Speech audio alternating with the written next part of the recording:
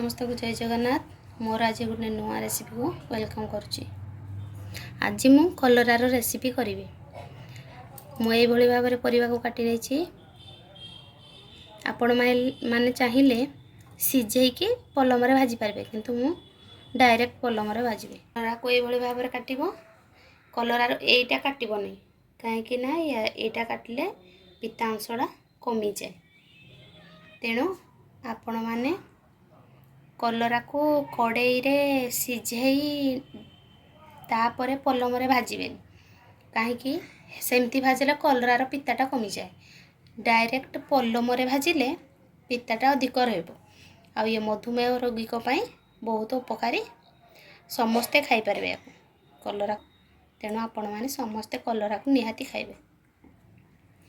कलरा को जदि टिके अधिक समय कड़कड़िया भाजबे तार पितांशटा टिके कमी जाए। रेसिपी स्टार्ट कर पलम 2 चमच तेल दे देछि। सोरिष देवा, सोरिष फुटिया देदेवा।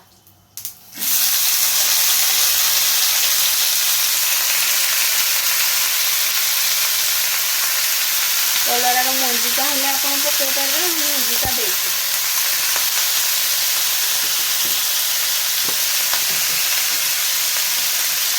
अधा चामच देवे।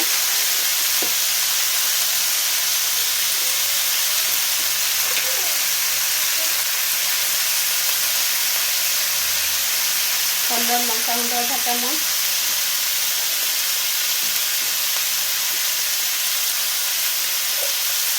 लुण अधा चामच।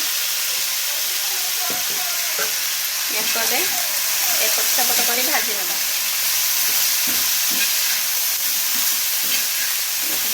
टे भाजी सारा घोड़े देवा।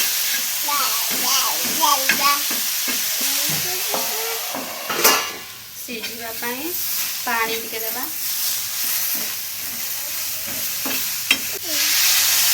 पुणी एपट सेपट कर भाजी ना 5 मिनिट घोड़े देवा। छोट छुआ गोटे कलरार नुआ रेसिपी आनबी। तापर मु देखेबी आपण मानकु केमती लगुच कहे।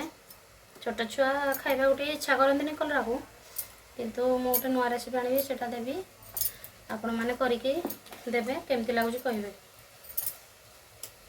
सारे कथार मु परिबा गुडी को सजाई नेली। चलंतु देखिबा कलरा भजा सिझिछि कि नहीं, चलंतु देखिबा। देखो केते सुंदर देखा हो, लाल लाल दिखी।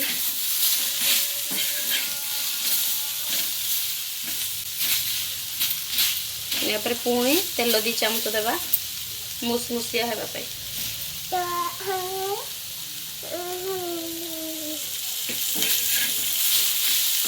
कलरा सिझी जाइए, कलरा सिझी जाइए। मुआ को लाल करी भाजी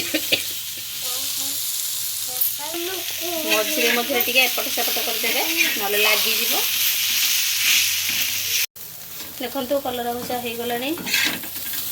या गरम भात सहित खाइबे, बहुत टेस्ट लगे खाइबा।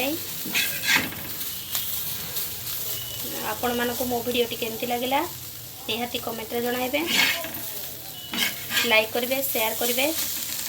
जय जगन्नाथ। आउ एक नुआ वीडियो रे देखा।